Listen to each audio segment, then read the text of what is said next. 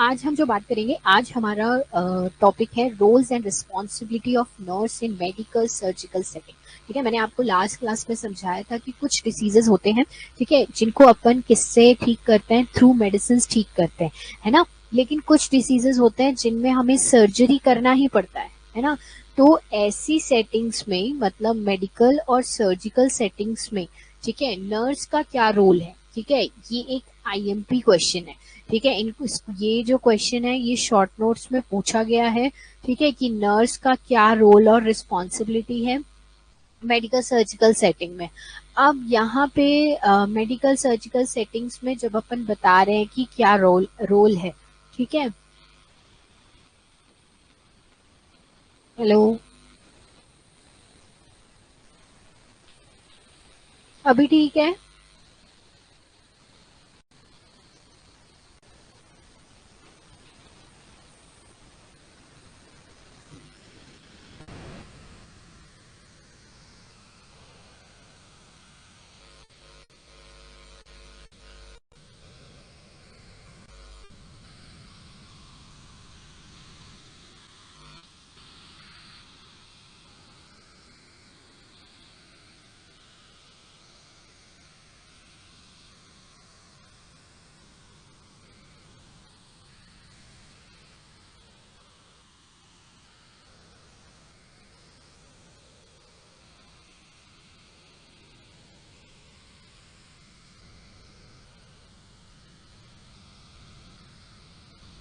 Okay, तो अपन क्या पढ़ रहे थे, अपन ये पढ़ रहे थे कि मेडिकल सर्जिकल सेटिंग्स में, ठीक है, मेडिकल सर्जिकल सेटिंग्स में नर्स का क्या रोल और रिस्पॉन्सिबिलिटी होती है। अब रोल और रिस्पॉन्सिबिलिटी वर्ड का मीनिंग समझ लेते हैं एक बार।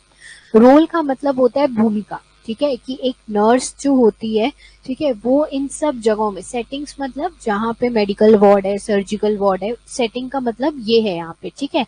तो जो मेडिकल और सर्जिकल वार्ड्स हैं, ठीक है, या फिर ओपीडीज हैं जो मेडिकल और सर्जरी हैंडल कर रहे हैं, ठीक है, उन सब जगहों पे नर्स की क्या भूमिका होगी। रोल का मतलब क्या होता है, भूमिका, और रिस्पॉन्सिबिलिटी का मतलब क्या होता है, जिम्मेदारी, कि वो क्या क्या काम करेंगे। ठीक है, तो आपके सिलेबस में ये रोल्स और जो रिस्पॉन्सिबिलिटी है वो 3 हेडिंग में कवर होगा। ठीक है, मतलब आपको बताना है कि नर्स ओपीडी में क्या करेगी, ओपीडी मतलब आउट पेशेंट डिपार्टमेंट में क्या करेगी, आईपीडी में क्या करेगी, मतलब इन पेशेंट डिपार्टमेंट अगर है, ठीक है, पेशेंट अगर एडमिट है तो वो क्या करेगी, और अगर आईसीयू सेटिंग है, ठीक है, मतलब अगर पेशेंट आईसीयू में एडमिट है, क्रिटिकल केयर में एडमिट है, तो नर्स के क्या रोल्स और रिस्पॉन्सिबिलिटी होगी। ठीक है, तो यहाँ पे आउट पेशेंट का पहले अपन देखते हैं। ठीक है, सबसे पहले देखते हैं कि नर्स का आउट पेशेंट डिपार्टमेंट में क्या रोल और रिस्पॉन्सिबिलिटी होता है।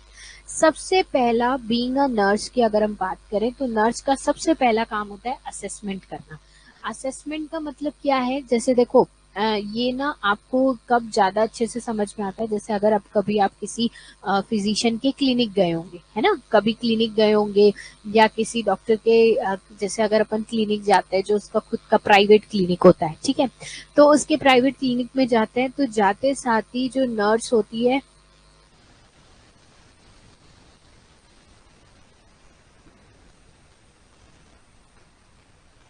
वॉइस आ रही है ना, एम आई ऑडिबल ना। हेलो,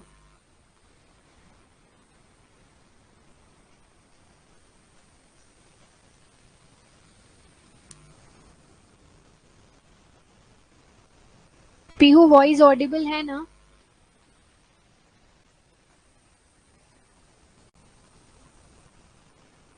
हेलो,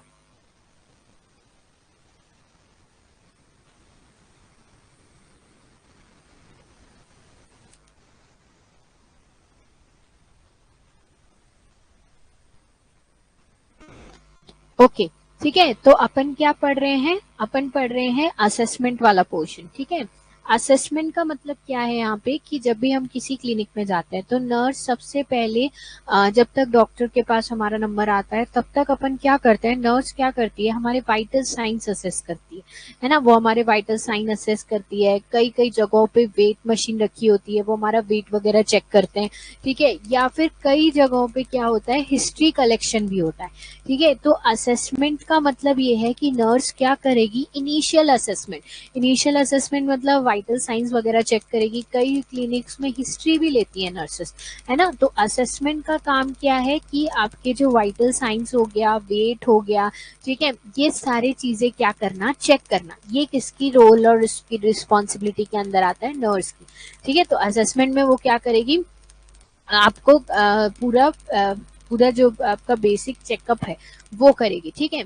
फिर प्रिपरेशन, प्रिपरेशन की अगर अपन बात करें तो कई बार क्या होता है, जैसे कि ये प्रिपरेशन वाला पार्ट आप तब समझ सकते हो, जैसे सपोज आप किसी गायनिक के पास जाते हो, किसी गायनिक डॉक्टर के पास जा रहे हो, ठीक है। गायनिक मतलब जो रिप्रोडक्टिव ऑर्गन्स, या ऐसे बोल सकते हो जो फीमेल जेनाइटल ऑर्गन्स को डील कर रहा है, ठीक है, मेल को भी करते हैं। अगर आप किसी गायनिक के पास जाते हो, ठीक है, या आपका कोई माइनर सा प्रोसीजर होना है, जैसे कोई इंजेक्शन लगनी है, ठीक है, तो आपकी प्रिपरेशन की जाती है। प्रिपरेशन का मतलब क्या है, जैसे आपको प्रॉपर पोजीशन देंगे, ठीक है, पोजीशन देने के बाद साइट प्रिपेयर करेंगे, ठीक है। तो कई बार जैसे अपन क्लिनिक्स वगैरह में भी जाते हैं तो छोटे मोटे प्रिपरेशन की रिस्पॉन्सिबिलिटी भी किस पर है, नर्स पर है, ठीक है। तो नर्स क्या करती है, नर्स प्रिपरेशन का भी काम करती है, प्लस वहां पे आपके जो क्लिनिक में जो भी चीजें इक्विपमेंट्स चाहिए, ठीक है, ऐसा नहीं है कि आउट पेशेंट डिपार्टमेंट सिर्फ क्लिनिक में होता है, आप देखोगे हॉस्पिटल में भी ओपीडीज रहते हैं, अलग अलग डॉक्टर के अलग अलग फिजिशियंस के ओपीडीज रहते हैं, है ना। तो ओपीडी में क्या क्या चीजें चाहिए उसका भी प्रिपरेशन कौन करती है, नर्स करती है। नेक्स्ट है असिस्टेंस, ठीक है, असिस्टेंस का मतलब होता है हेल्प करना, ठीक है। असिस्टेंस का मतलब क्या होता है, हेल्प करना। तो जैसे कई बार फिजिशियन कुछ प्रोसीजर कर रहा होता है या पेशेंट का चेकअप कर रहा होता है, तो नर्स पेशेंट को असिस्ट करती है समटाइम्स पोजीशन चेंज करने में, ठीक है। तो ये सब जो असिस्टेंस है, ठीक है, आप देखते होंगे कि बेसिकली हॉस्पिटल्स में, क्लिनिक में, ओपीडीज में एक नर्स डॉक्टर के साथ जरूर रहती है, ताकि वो डॉक्टर को क्या कर सके, माइनर जो प्रोसीजर्स हो रहे हैं उनमें असिस्ट कर सके, ठीक है। नेक्स्ट रोल क्या होता है नर्स का, पेशेंट एजुकेशन देना। ये बेसिकली कब होता है, जैसे फॉर एग्जांपल आपने डॉक्टर को दिखा दिया, डॉक्टर ने आपको क्या दिया है, प्रिस्क्रिप्शन दिया है, तो मेनली डॉक्टर पूरा प्रिस्क्रिप्शन एक्सप्लेन नहीं करता, ठीक है, वो क्या कहता है कि आप नर्स के पास चली जाइए, वो आपको पूरा समझा देगी, ऐसे बोलते हैं ना। इट मीन्स पेशेंट को वो पूरा क्या करेगी, एजुकेट करेगी कि मेडिसिन कैसे लेनी है, आपको इस मेडिसिन के साथ क्या प्रिकॉशन लेने हैं, ठीक है, मेडिसिन का डोज क्या रहेगा, ड्यूरेशन क्या रहेगा, वो सब आपको पूरा एजुकेट करती है कि घर जाके आपको कैसे अपनी केयर करनी है, कितने दिन बाद आना है, फॉलो अप के बारे में आपको डिस्कस करेगी कि आपको इतने दिन बाद फिर से दिखाने आना है। तो पेशेंट एजुकेशन में वो क्या करेगी, पेशेंट को एजुकेट करेगी, ठीक है, प्लस उसको फॉलो अप के बारे में भी बताएगी। इन्फेक्शन कंट्रोल, नर्स चाहे किसी भी सेटिंग में रहे, ठीक है, नर्स चाहे किसी भी सेटिंग में रहे, ठीक है, इन्फेक्शन कंट्रोल उसकी सबसे बड़ी रिस्पॉन्सिबिलिटी है। जैसे आपको पता है कि ओपीडीज में बहुत पेशेंट्स आते हैं, है ना, बहुत सारे पेशेंट्स आते हैं, सब पेशेंट्स को थर्मामीटर यूज हो रहा है, ठीक है, या जैसे कोई इक्विपमेंट्स यूज हो रहे हैं, तो उन इक्विपमेंट्स की प्रॉपर क्लीनिंग, ठीक है, इक्विपमेंट्स की, ठीक है, प्लस वहां पे जो भी चीजें यूज हो रही हैं, जैसे अगर एक बेड है, बेडशीट्स यूज हो रही हैं, ठीक है, या लिनन यूज हो रहा है, कुछ भी यूज हो रहा है, तो सब चीजें, सारे आर्टिकल्स की क्लीनिंग, या बोल सकते हो सारे आर्टिकल्स को प्रॉपर स्टरलाइज करना किसकी रिस्पॉन्सिबिलिटी है, नर्स की है। ये चीज डॉक्टर नहीं करता है, ठीक है, ये नर्स करती है, क्योंकि नर्स क्या करती है, इन्फेक्शन कंट्रोल करने के लिए स्टरलाइजेशन और डिसइंफेक्शन करती है, ठीक है। तो ये भी किसकी रिस्पॉन्सिबिलिटी है, नर्स की। नेक्स्ट है शेड्यूलिंग। शेड्यूलिंग का मतलब होता है कि जैसे फॉर एग्जांपल आप किसी क्लिनिक में जाते हैं, ठीक है, क्लिनिक्स में ही ज्यादातर ओपीडीज होती है, हॉस्पिटल में भी होती है, ठीक है, लेकिन जब आप क्लिनिक्स में जाते हैं तो आप देखते होंगे नर्स जो रहती है वो सारे पेशेंट्स को प्रॉपरली शेड्यूल करती है, ठीक है। पेशेंट्स को शेड्यूल करने का मतलब, जैसे सपोज 10 पेशेंट्स हैं, ठीक है, तो नंबर के अकॉर्डिंग उनका नंबर रहेगा, किस पेशेंट को कब अपॉइंटमेंट देना है, किस दिन अपॉइंटमेंट देना है, ये सब ये पूरा जो चार्ट है, ये जो पूरा शेड्यूल है, वो कौन बनाता है, नर्स बनाती है, ठीक है। तो बेसिकली यहाँ पे शेड्यूलिंग का काम मतलब कब किसका क्या अपॉइंटमेंट है, एक दिन में कितने अपॉइंटमेंट है, ठीक है। पेशेंट एजुकेशन, बेटा पेशेंट एजुकेशन का मतलब होता है कि नर्स पे जो नर्स रहती है, जैसे डॉक्टर को दिखा दिया, डॉक्टर को दिखाने के बाद जो प्रिस्क्रिप्शन मिलता है, मतलब जो डॉक्टर लिख के देता है, जो मेडिसिन प्रिस्क्राइब करके देता है। अच्छा, डॉक्टर कई बार लिख देता है कि ये टेस्ट कराने हैं, है ना, तो वो जो टेस्ट के बारे में जो इंफॉर्मेशन है वो नर्स देगी। ठीक है, तो बेसिकली मेडिसिन क्या खानी है, क्या टेस्ट कराना है, कितने दिन बाद आना है, उन सब का एजुकेशन इन्फॉर्मेशन कौन देगा? नर्स देगी। तो यहाँ पे पेशेंट एजुकेशन का मतलब आपको उसके जो भी डिसीज कंडीशन डायग्नोस हुई है या जो भी उसको प्रिस्क्रिप्शन मिला है डॉक्टर की तरफ से, उसको आपको उसे एक्सप्लेन करना है, क्योंकि डॉक्टर के पास इतना टाइम नहीं होता कि वो एक एक पेशेंट को पूरा प्रिस्क्रिप्शन एक्सप्लेन करते रहे। वो डॉक्टर बता देता है कि आपको ये प्रॉब्लम है, मैं दवाई लिख देता हूँ, ये टेस्ट के नाम लिख देता हूँ, आप नर्स से मिल लीजिएगा। फिर नर्स उस प्रिस्क्रिप्शन को पूरा एक्सप्लेन करती है कि डॉक्टर ने ऐसा लिखा है, ये मेडिसिन लिखी है, ये टेस्ट लिखे हैं। ठीक है, तो ये है क्या? Patient education. क्लियर है रोशन कि कोई डाउट है? अभी क्लियर है पेशेंट एजुकेशन?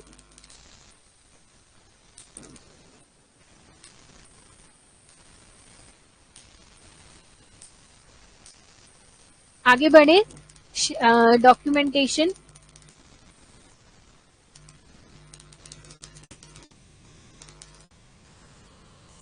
यहाँ तक क्लियर है सबको? लास्ट रोल होता है नर्स का डॉक्यूमेंटेशन।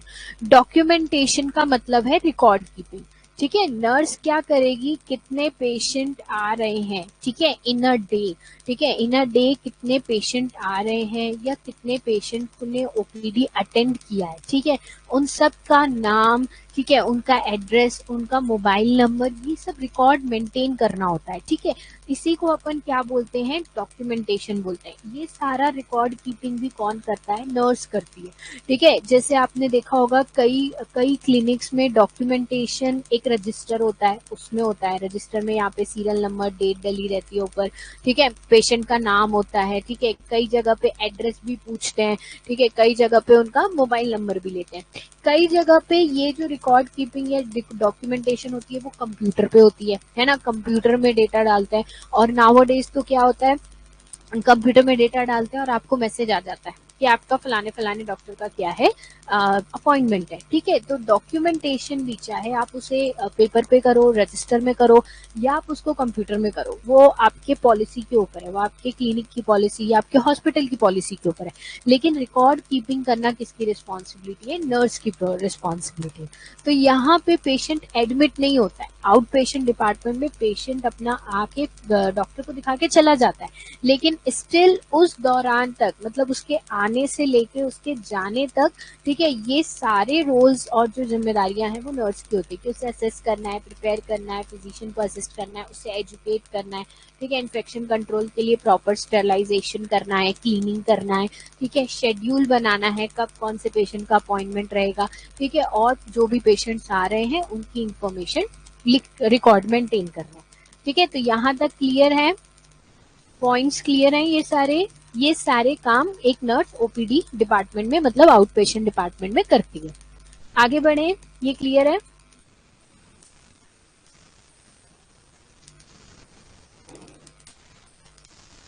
ओके, नेक्स्ट अब देखते हैं कि एक नर्स का इन पेशेंट यूनिट में क्या है। इन पेशेंट का मतलब क्या होता है? इन पेशेंट अपन बोलते हैं आईपीडी या इन पेशेंट डिपार्टमेंट। इन पेशेंट डिपार्टमेंट क्या होता है?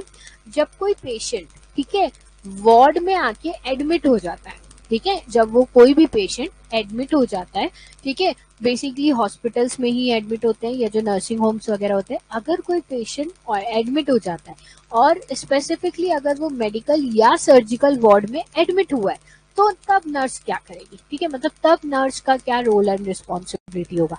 तो जब पेशेंट एडमिट होता है तो सबसे पहले नर्स को क्या करना है? एडमिशन असेसमेंट करना है। अब ये एडमिशन असेसमेंट क्या होता है?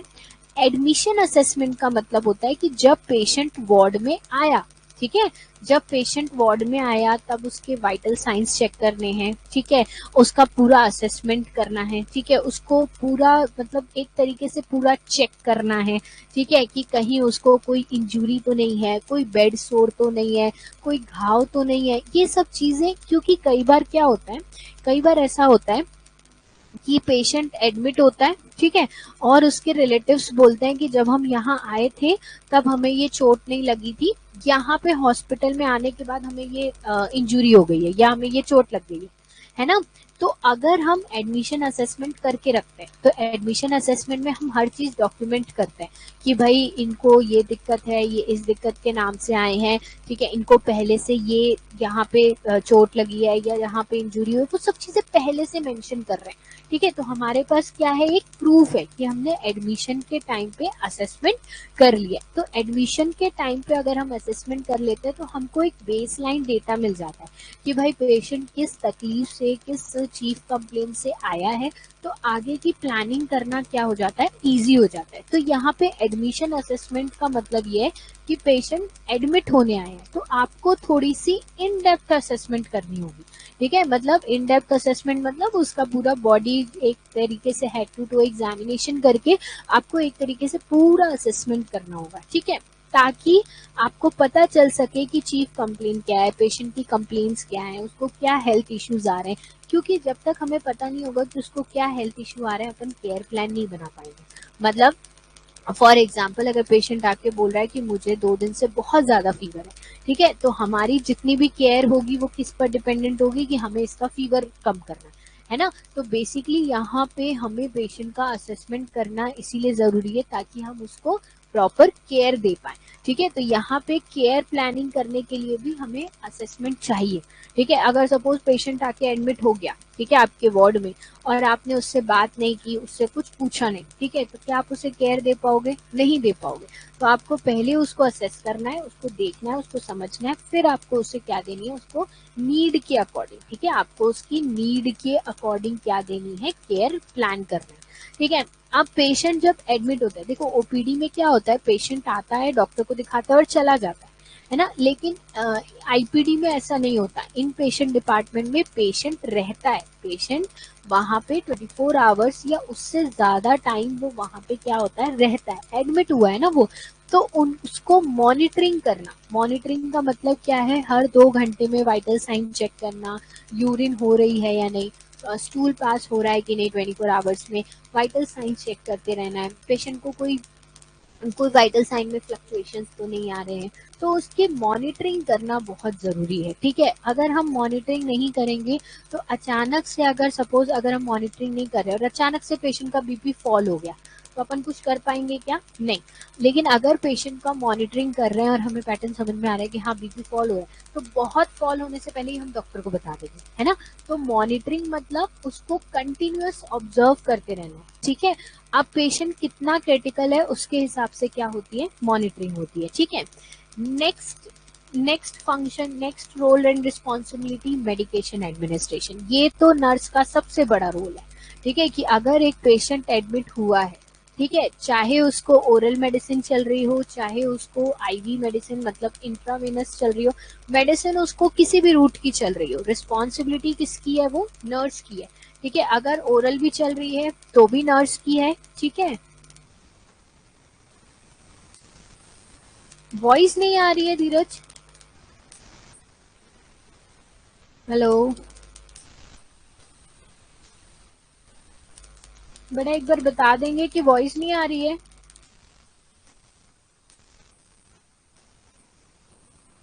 पीहू, रोशन, वॉइस आ रही है कि नहीं आ रही है,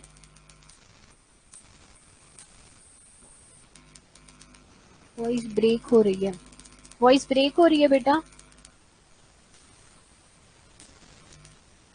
आ रही है। धीरज आप एक बार ना अपना नेट को चेक करो तो, क्योंकि ऐप में बच्चे कह रहे हैं कि आ रही है,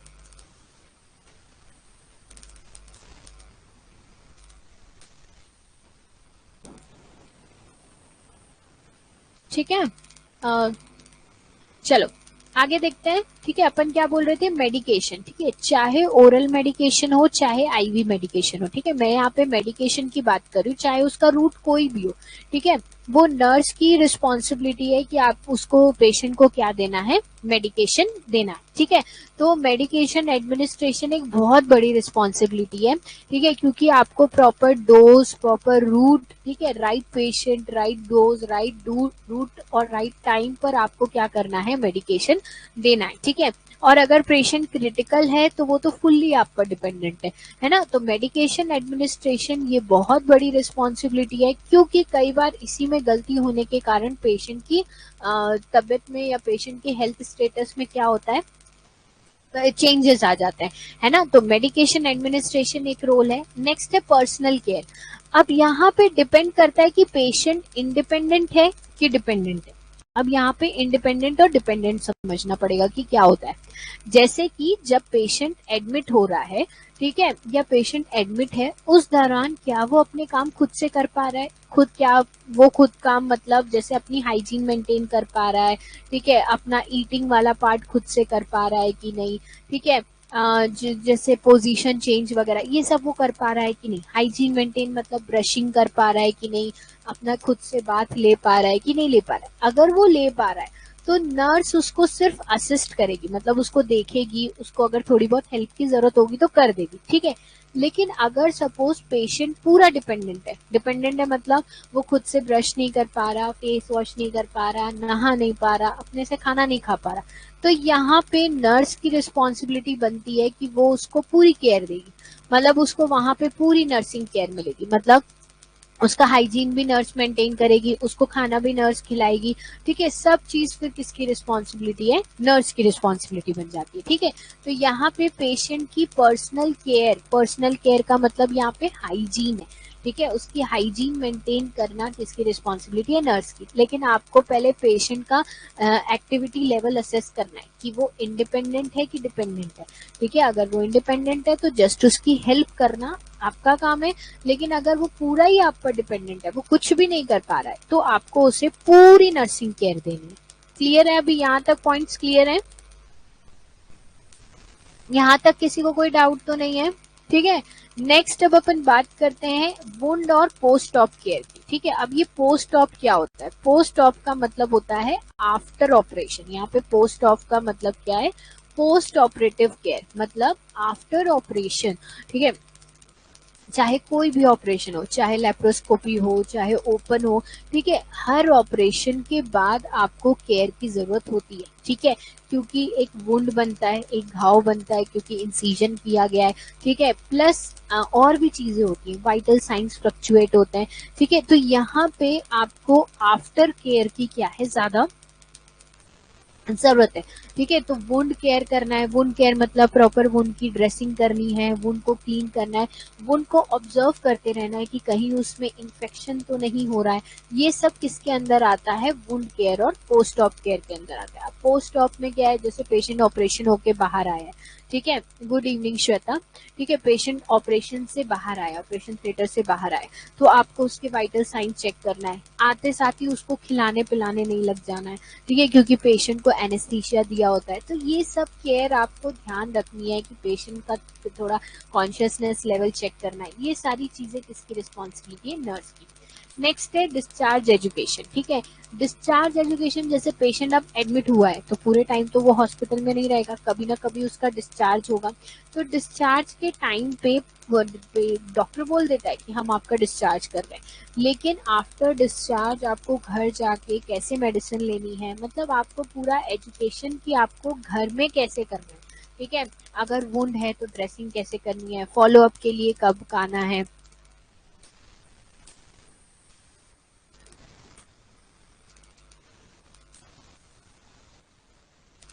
वॉइस नहीं आ रही है, यूट्यूब वाले बोल रहे हैं वॉइस नहीं आ रही है।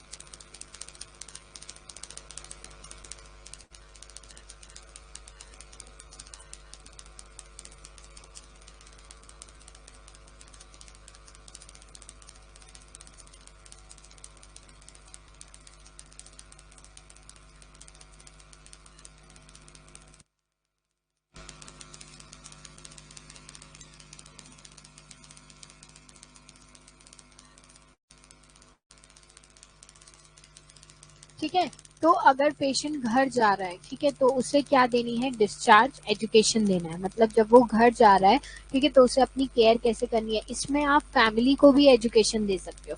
अगर पेशेंट बहुत ज्यादा डिपेंडेंट है तो आप उसकी फैमिली को भी बोल सकते हो कि आपको घर में जाके उसकी कैसे केयर करनी है, ठीक है। नेक्स्ट है कोलैबोरेशन, ठीक है। कोलैबोरेशन क्या होता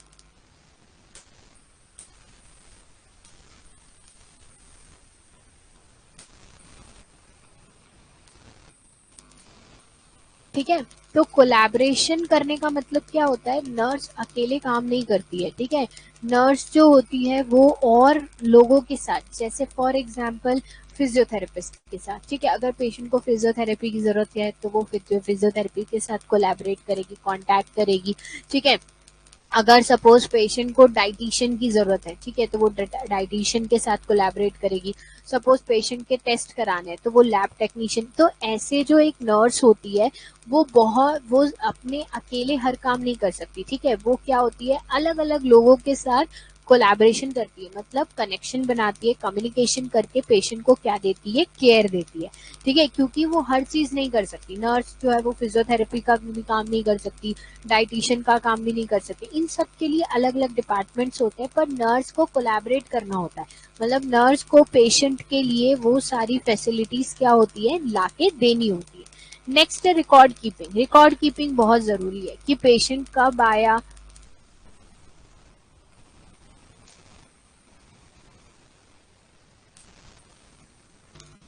वॉइस ब्रेक हो रही है कि वॉइस ही नहीं आ रही है, क्या प्रॉब्लम है श्वेता?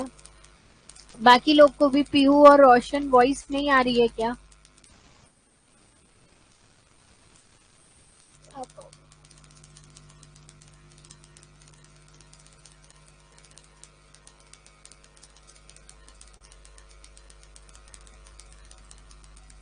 वॉइस क्या ब्रेक हो रही है, नहीं आ रही है बच्चों, थोड़ा बता दो।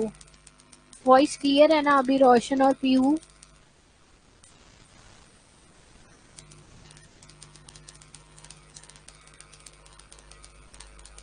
बेटा ऐप वाले बच्चे को तो आ रही है श्वेता। आप एक बार अपना नेट चेक कर लो तो श्वेता, ठीक है, एक बार नेट चेक कर लो, क्योंकि यहाँ पे सेटिंग्स तो सही है सारी, ठीक है। ओके, तो हम क्या कर रहे थे, क्या बोल रहे थे, रिकॉर्ड कीपिंग। रिकॉर्ड कीपिंग ना नर्स, रिकॉर्ड कीपिंग क्या है, नर्स के लिए जरूरी है, ठीक है। सपोज उसने कोई केयर दी है, ठीक है, तो उसकी प्रॉपर रिकॉर्डिंग बहुत जरूरी है, ताकि वो कह सके कि हाँ हम मैंने ये पेशेंट को ये केयर दी है, ठीक है। तो यहाँ पे रिकॉर्डिंग जो है, रिकॉर्डिंग का मतलब, सपोज आपके पास पेशेंट जिस दिन आया, ठीक है, उस दिन का टाइम आपको मेंशन करना है, जब वो आया तब उसकी क्या स्टेटस था, कैसा था, सब मेंटेन करना है, ठीक है। फिर आपने जितनी भी उसको केयर दी है, ठीक है, आपने केयर में आपने उसको चाहे आपने उसको हाइजीन की केयर दी हो, ठीक है, चाहे आपने उसको कोई मेडिकेशन केयर दी हो, मतलब मेडिकेशन दिया हो, वो सारी चीजें आपको क्या करनी है, मेंटेन करनी है, ठीक है। तो इससे क्या होगा, आपके पास एक प्रूफ रहेगा, मतलब बेसिकली रिकॉर्ड कीपिंग करने से एक प्रूफ रहता है, ठीक है, जिससे आप क्या कर सकते हो, मतलब बता सकते हो कि हाँ मैंने ये पेशेंट को ये केयर दिया है। तो रिकॉर्ड कीपिंग क्या करता है, आपको सेफर साइड रखता है कि आपने क्या किया है, केयर दिया है, ठीक है।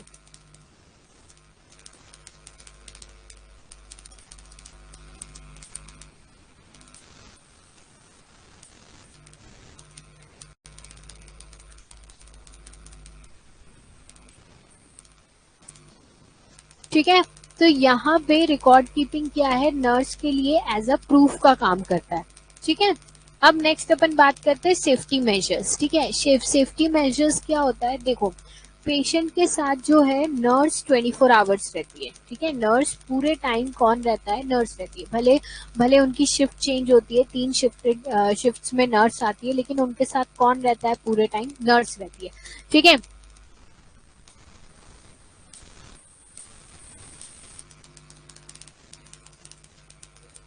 तो बेसिकली जो सेफ्टी है, ठीक है, यहाँ पे सेफ्टी पेशेंट की है, ठीक है। जैसे सपोज कई बार क्या होता है, हॉस्पिटल्स में ये सिनेरियो होता है कि जैसे पेशेंट जो होता है वो नाइट में सोते सोते बेड से फॉल हो जाता है, ठीक है, मतलब वो बेड से गिर जाता है, ठीक है। तो ये एक्चुअल में नर्स की रिस्पॉन्सिबिलिटी है कि जब पेशेंट सो रहा है तो साइड रेल्स लगानी है, ठीक है, क्या लगानी है, साइड रेल्स, मतलब जो बेड के साइड में जो साइड रेल्स होती है वो लगानी है, ताकि पेशेंट जो है वो रात के टाइम पे या कभी भी जब वो सो रहा है तो वो गिरे ना। ठीक है, तो सेफ्टी मेजर्स का मतलब ये है कि आपको पेशेंट को सेफ इन्वायरमेंट प्रोवाइड करना है, क्योंकि अगर पेशेंट को कुछ भी इंजरी होती है, ठीक है, तो उस टाइम पे प्रेजेंट जो नर्स होती है वो उसकी रिस्पॉन्सिबिलिटी बन जाती है ना। तो पेशेंट को सेफ्टी देना, ठीक है, सेफ्टी मेजर्स रखना ताकि पेशेंट सेफ रहे वार्ड में, ठीक है, ये किसकी रिस्पॉन्सिबिलिटी है, नर्स की रिस्पॉन्सिबिलिटी है। ठीक है, तो ये क्या है, ये सारे नर्स के रोल्स और रिस्पॉन्सिबिलिटी है जो पेशेंट इन पेशेंट है, मतलब जो पेशेंट वार्ड के अंदर है, ठीक है, उनको ये सारी केयर देनी है। एडमिशन के टाइम पे असेसमेंट करना है, केयर की जो भी आपको केयर देनी है उसकी प्लानिंग करनी है, मॉनिटरिंग करना है, मेडिकेशन एडमिनिस्ट्रेशन करना है, पर्सनल केयर, ठीक है, पर्सनल केयर मतलब हाइजीन वगैरह का ध्यान रखना है, वुंड ऑफ पोस्ट ऑफ जो है उसका ध्यान रखना है, डिस्चार्ज एजुकेशन देनी है, अदर जो डिपार्टमेंट्स है उनके साथ भी कोलैबोरेट करना है, जो भी आपने केयर दी है, जो भी आपने वाइटल साइंस वगैरह चेक किया, सबका एक प्रॉपर रिकॉर्ड मेंटेन करना है, एक पूरी फाइल बनेगी पेशेंट की अलग से, और उसको सेफ इन्वायरमेंट देना है। अगर उसको कुछ भी होगा तो वो नर्स की जवाबदारी हो जाती है। ठीक है, तो यहाँ पे ये क्लियर है, किसी को कोई डाउट है तो पूछो। इन पेशेंट क्लियर है, कोई डाउट है इन पेशेंट में बताओ। इन पेशेंट नर्स क्या क्या करेगी, रोल एंड रिस्पॉन्सिबिलिटी क्लियर है कि कोई डाउट है? श्वेता अभी भी वॉइस इशू आ रहा है?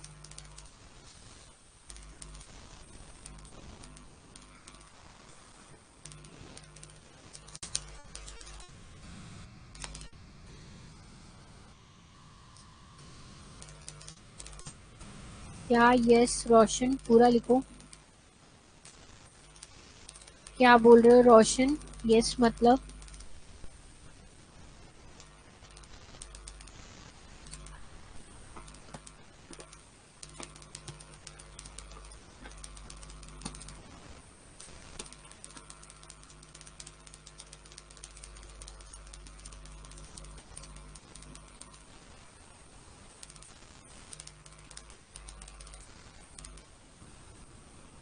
समझ गए ना?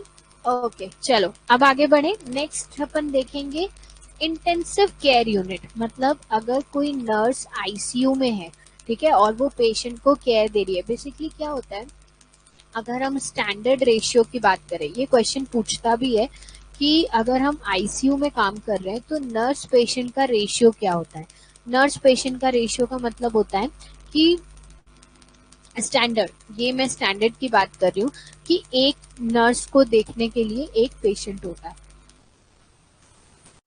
मतलब मेरा ये कहना है कि आईसीयू में, क्योंकि आईसीयू में हम उन पेशेंट्स को रखते हैं जो बहुत क्रिटिकल होते हैं, ठीक है, इसीलिए इसे क्रिटिकल केयर यूनिट भी बोलते हैं। ठीक है, इंटेंसिव केयर यूनिट का मतलब ही ये है कि इस डिपार्टमेंट में, इस वार्ड में पेशेंट को बहुत इंटेंसिव केयर मिलेगी। मतलब यहाँ पे ऐसे पेशेंट्स एडमिट होंगे जिनको बहुत ज्यादा केयर की जरूरत है, ठीक है, जो बहुत क्रिटिकल है, लाइफ और डेथ के बीच में है वो।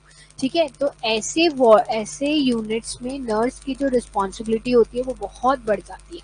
ठीक है, और यहाँ पे नर्स तभी अच्छे से केयर दे पाती है जब रेशियो क्या होता है, 1:1 का होता है। 1:1 का मतलब एक नर्स एक ही पेशेंट को देखेगी तभी अच्छे से केयर दे पाएगी। ज्यादा से ज्यादा 1:2 हो जाए, मतलब एक नर्स दो पेशेंट देखे, लेकिन अगर इससे ज्यादा होता है तो ओवर बर्डन के कारण नर्स प्रॉपर केयर नहीं दे पाती। ठीक है, क्योंकि इंटेंसिव केयर यूनिट में ऐसा समझ लो कि पेशेंट पूरा का पूरा डिपेंडेंट होता है।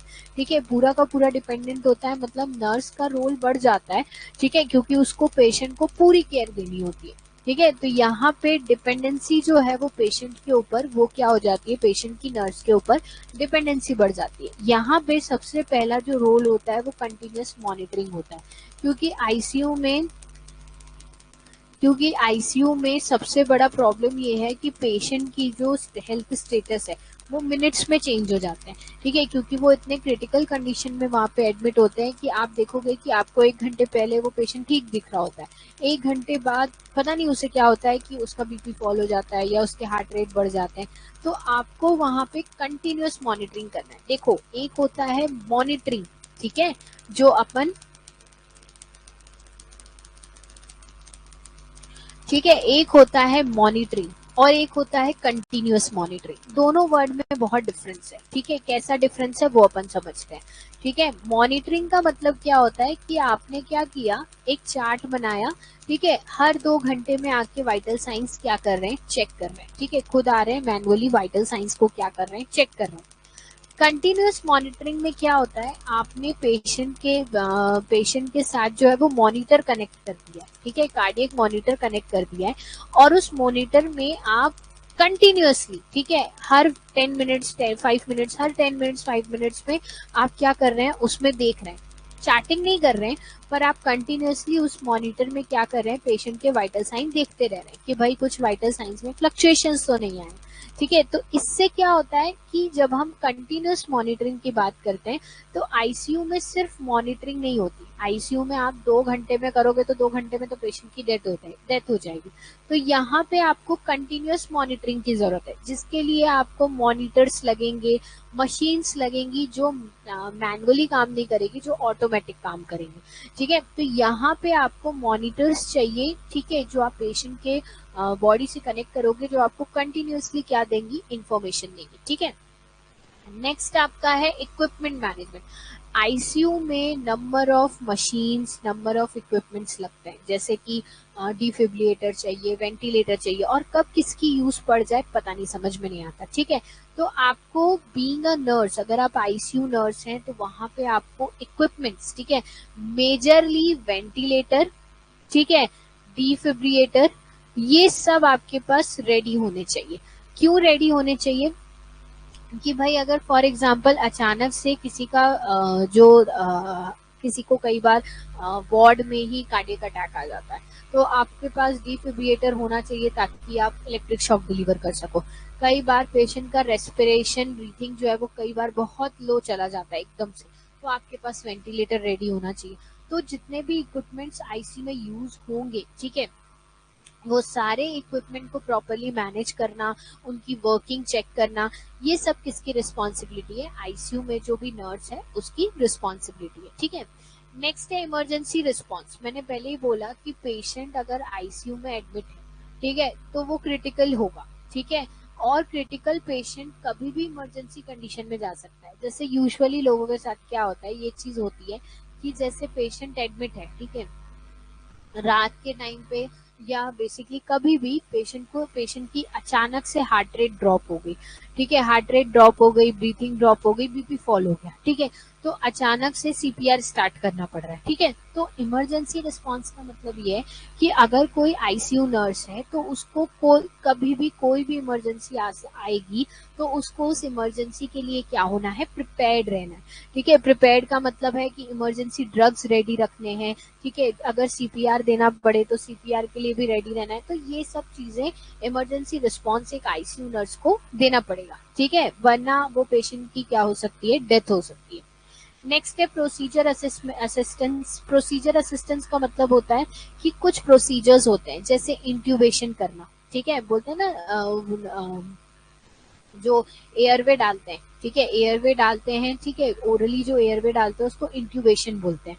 ठीक है, या फिर कई बार ट्रैकियोस्टोमी करते हैं, ट्रैकिया में ओपनिंग करके, डायरेक्टली ट्रैकिया में ओपनिंग करके क्या बनाते हैं, एयरवे बनाते हैं। ठीक है, तो इन सब में ये सब कौन करता है, फिजिशियन करते हैं। मतलब ये सारे जो प्रोसीजर्स हैं वो कौन करेगा, डॉक्टर या वहां पे प्रेजेंट जो फिजिशियन है वो करेगा। लेकिन वहां पे जो आईसीयू नर्स होगी वो उसको क्या करेगी, असिस्ट करेगी। ठीक है, मतलब उनको असिस्ट करना, ठीक है, उसके लिए ट्रे प्रिपेयर करना, ये सब किसका काम होता है, आईसीयू नर्स का होता है। ठीक है, नर्स जो है वो इन्फेक्शन कंट्रोल तो करती है, ठीक है, ये तो उसका ओपीडी में भी फंक्शन था। लेकिन अगर हम आईसीयू की बात करें तो आईसीयू में वो जो इन्फेक्शन कंट्रोल है वो बहुत स्ट्रिक्ट हो जाता है, क्योंकि यहाँ पे पेशेंट ऑलरेडी क्रिटिकल है, अगर उसे इन्फेक्शन हो गया तो उसको और क्या होगी, उसकी हेल्थ और खराब होगी और डिटोरिएट होगी, है ना। तो यहाँ पे हमें ये चीज ध्यान रखनी है कि इन्फेक्शन कंट्रोल तो करना ही करना है, लेकिन बहुत स्ट्रिक्ट वाला। ठीक है, इसीलिए आप देखना आईसीयू में बहुत ज्यादा लोगों को मिलने नहीं देते। ठीक है, अब एक टाइम फिक्स होता है, उसी टाइम पे आप पेशेंट से मिल सकते हैं। ठीक है, वहां पे ग्लव्स, हैंड हाइजीन का बहुत ध्यान रखा जाता है ताकि पेशेंट को इन्फेक्शन हो। ठीक है, नेक्स्ट है नर्स का एक और काम होता है फैमिली सपोर्ट देना, ठीक है। अब जिसका पेशेंट आईसीयू में एडमिट है, ठीक है, उसको बेसिकली क्या होगा, बहुत ज्यादा इमोशनली उसके जो फैमिली मेंबर्स होंगे वो अफेक्टेड होंगे, है ना। तो नर्स की रिस्पॉन्सिबिलिटी है कि उनको टाइम टू टाइम इंफॉर्मेशन देते रहना, ठीक है, क्योंकि वो 24 घंटे तो पेशेंट के साथ रह नहीं रहे हैं, ठीक है। तो आपकी रिस्पॉन्सिबिलिटी बनती है कि कभी भी अगर उसके फैमिली मेंबर्स आके कुछ पूछ रहे हैं कि हमारा पेशेंट कैसा है क्या है, तो उसको प्रॉपर इंफॉर्मेशन देना है, ताकि फैमिली को एंजाइटी ना हो कि हमारा पेशेंट कैसा है ना। क्योंकि आईसीयू में वो पूरे टाइम तो पेशेंट के साथ रह नहीं रहे हैं, पेशेंट के साथ पूरे टाइम नर्स रह रही है, तो वो इन्फॉर्म करेगी कि आपका पेशेंट कैसा है, ठीक है। डॉक्यूमेंटेशन होता है, लेकिन यहाँ पे डिटेल डॉक्यूमेंटेशन होता है। अगर आपकी आईसीयू में कभी वो लगी हो ड्यूटी, तो आप देखना आईसीयू में एक बड़ा सा चार्ट बनता है हर दिन का, ठीक है, ऐसे लिखा रहता है, डे 1 डेट डली रहती है, ठीक है। एक चार्ट बनता है जिस चार्ट में पेशेंट की डिटेल्स रहती है, यहाँ पे डायग्नोसिस रहता है, यहाँ पे vital sign, blood glucose monitoring, ठीक है, इनटेक आउटपुट सब चीज, मतलब एक एक बेसिक बेसिक चीज का भी क्या होता है, डॉक्यूमेंटेशन होता है। तो यहाँ पे आईसीयू में नर्स को डॉक्यूमेंटेशन करना है, लेकिन बहुत डिटेल्ड वे में करना होता है, ठीक है। इतना डिटेल्ड वे में हम ओपीडी में नहीं करते, आईपीडी में नहीं करते, लेकिन आईसीयू में करना होता है, क्योंकि वहां पे पेशेंट की कंडीशन मिनट्स में चेंज हो जाती है, ठीक है, इसीलिए डिटेल और डॉक्यूमेंटेशन करना जरूरी है, ठीक है। नेक्स्ट है टीम कम्युनिकेशन, वही कोलैबोरेशन वाला पॉइंट है कि वहां पे नर्स को एज अ टीम काम करना है, ठीक है, क्योंकि नर्स, फिजिशियन, फिजियोथेरेपिस्ट, ठीक है, लैब टेक्नीशियन, ये सारे लोग मिल के पेशेंट को क्या दे रहे हैं, केयर दे रहे हैं। तो वहां पे उसे क्या करना है, टीम कम्युनिकेशन करना है, मतलब बेसिकली टीम की तरह वहां पे उसे काम करना है पेशेंट को केयर देने के लिए। फैमिली को एजुकेट करना है, ठीक है, क्योंकि पेशेंट बहुत क्रिटिकल है, डिपेंडेंट है, ठीक है, तो उसको केयर प्रोवाइड करना है, ठीक है। नेक्स्ट है इक्विपमेंट सेफ्टी, ठीक है। इक्विपमेंट सेफ्टी मतलब बेसिकली आपको ध्यान रखना है कि जैसे वहां पे ऑक्सीजन सप्लाई है, ठीक है, और भी जैसे मशीन्स हैं जो इलेक्ट्रिसिटी से चलते हैं, जैसे वेंटिलेटर, डिफिब्रिलेटर, तो कहीं इलेक्ट्रिक शॉक ना लग जाए या वहां फायर ना हो, तो ये सारी सेफ्टी भी नर्स को ध्यान रखनी है, ठीक है। तो इक्विपमेंट सेफ्टी भी क्या है, किसकी रिस्पॉन्सिबिलिटी है, नर्स की रिस्पॉन्सिबिलिटी है, ठीक है। क्लियर है यहाँ तक, किसी को कोई डाउट है? Any doubts regarding this?